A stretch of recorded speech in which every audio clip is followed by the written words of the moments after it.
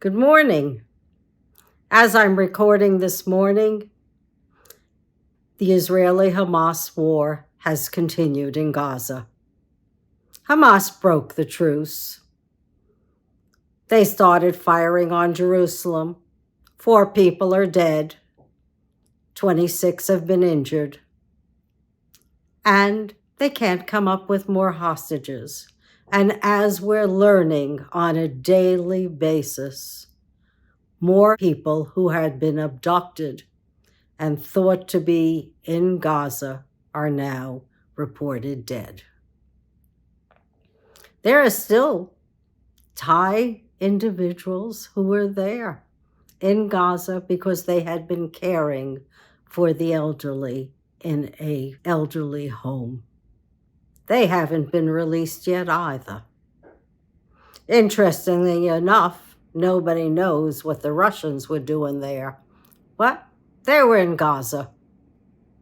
And now Israel's condemned because the bombing is continuing and they're going to eradicate Hamas. Why should they be condemned? No one else in the whole world is condemned. Nobody thinks about the poor people in Darfur. Nobody thinks about the people in Somalia. And I hope people haven't forgotten the Ukrainians. The Russians are busy bombing infrastructure on a daily basis. They're only going after a civilian population.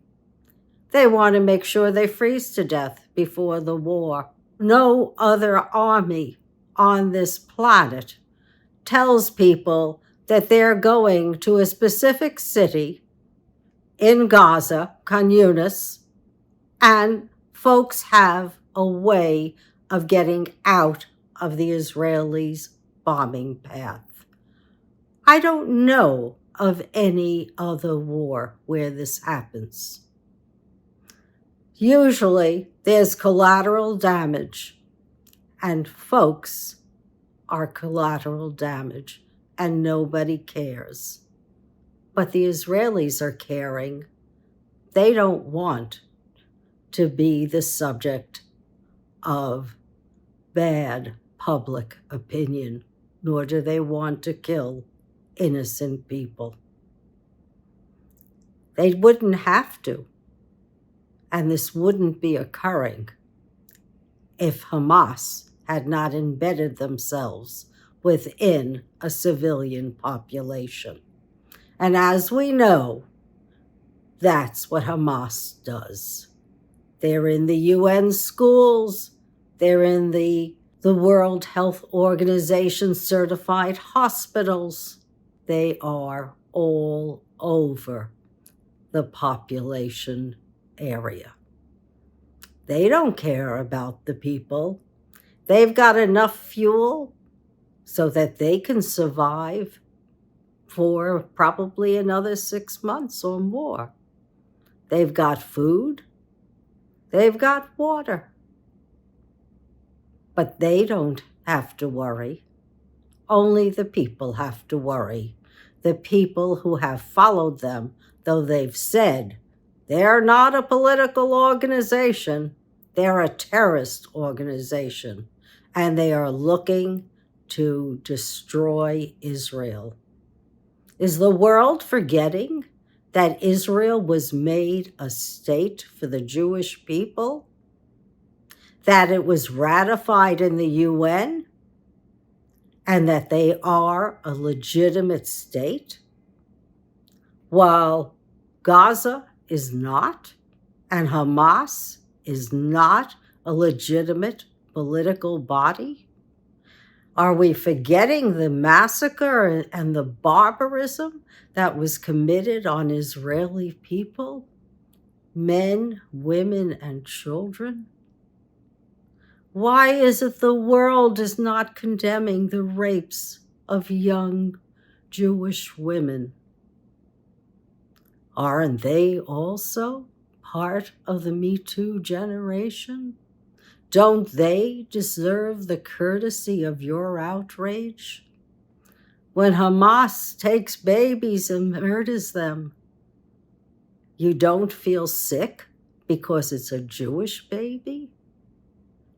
Is this the 1930s again, when the ugliness of fascism and Nazism rose up? Anti-Semitism has been quiet in this country. And it's sad to see that it is coming back. I'm not paranoid. I go out. But I know that people have been affected. I know that people in universities are affected, both the professors and the students. And everyone's asking, oh, what can we do? What can we do? Well, what you can do is you can have a safe space for debate. What you can do is have civil discourse. What you can do is give history lessons in the founding of Israel. What you can do is provide trauma prevention centers and social workers and psychiatrists for kids who are experiencing trauma. And it doesn't matter which part of the divide they're on. But there's plenty you can do. I was in the Metropolitan Museum of Art the other day, and they have a zero tolerance policy for harassment of other people, for incivility, for anything that smacks of not being respectful of fellow art lovers. It's not right for anti-Semitism and so much hatred to be rearing up once again. We're no longer the universal fall guy. And maybe that's the problem. Nobody likes it that the Israeli people have said enough. Sure, they underestimated Hamas. They didn't think that they would be as brutal as they were. One can never underestimate one's enemies. You gotta be prepared. And it looks like the only way Hamas responds is to equal and opposite terror. And the Israelis, I think, are more weaponized and more strategic than Hamas. Seems to me they know where their lairs are.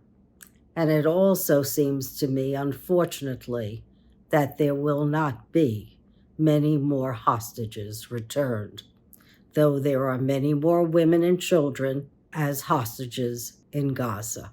There are 126 men and foreign nationals as well. How many will be returned? None of us knows.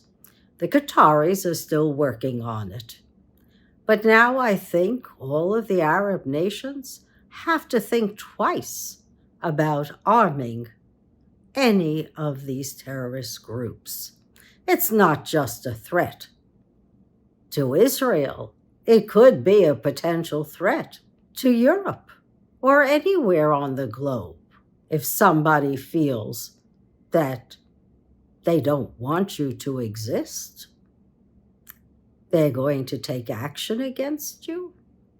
Where is that holding to the rules of engagement with the international rules of war? You just don't go against your neighbor because you feel like it. That's what's happening in Ukraine. And here in Israel, nobody deserves to be butchered. Nobody. Nobody deserves to be raped. This is not the Middle Ages. This is 2023. Nobody told the Gazan people that they should be in refugee camps since 1947. Why were they there? Who was holding them there? The Israeli government wasn't in Gaza. They haven't been there for 18 years. The Gazan people voted once. In 2009, they voted for Hamas, and now they've reaped the whirlwind. This is a tragedy. It is a tragedy on so many levels. It is a tragedy that with universities in Gaza, that nobody could raise a voice against Hamas. Nobody would talk to Iran or Qatar beforehand, before all this carnage is taking place, and stop it. This is a tragedy.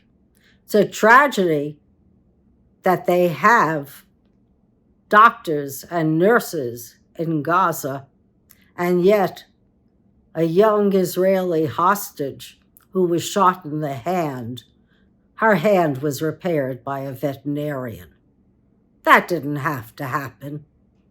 You could have given her real service, just like Israel does in Israeli hospitals.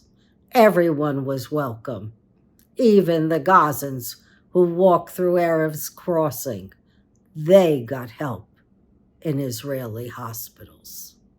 Has humanity forgotten how to be humane? Are we so self-centered that we don't think of the lives of others and we just act and we don't care about the consequences?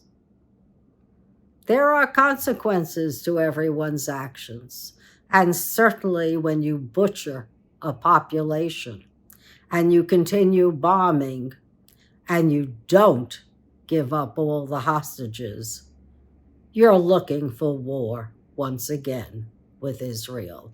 Maybe they've underestimated Israel as a foe because Israel did not come after them immediately and stop this barbarism before it occurred.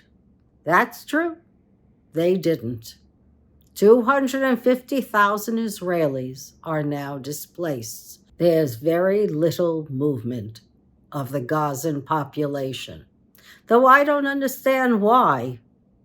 When Gaza is 6 times the size of Manhattan, I don't understand why the population should remain surrounding Hamas.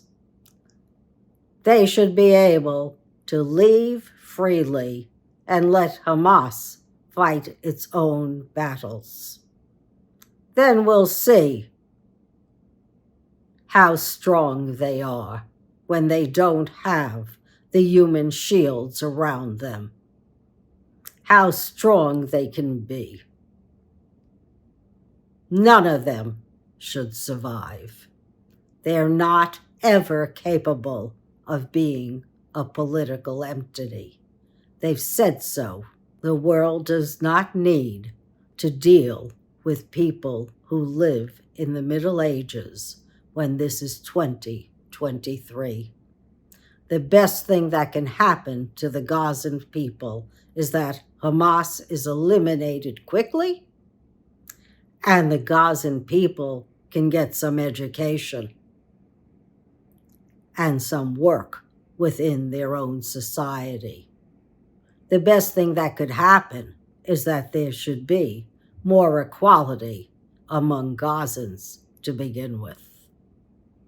Well, we'll see what happens in the next couple of weeks or however long it takes for Israel to conclude its operation. But concluded it must, and then there'll be a day after Hamas. And the day after Hamas, I'm sure, will be a multinational provisional government. It's the only way Israel can be safe in the future. So take care, everyone. Wish I was talking about inequality here, but Israel is in my heart. I grew up with Israel becoming a state. My son was bar mitzvahed in Israel. I've been to Israel at least 10 times, and I have friends there. And I value Israel as a nation among nations. I think that they have done phenomenal work in the sciences, and it can be a beacon of light for all the nations and the Middle East, if everyone could learn to live in peace.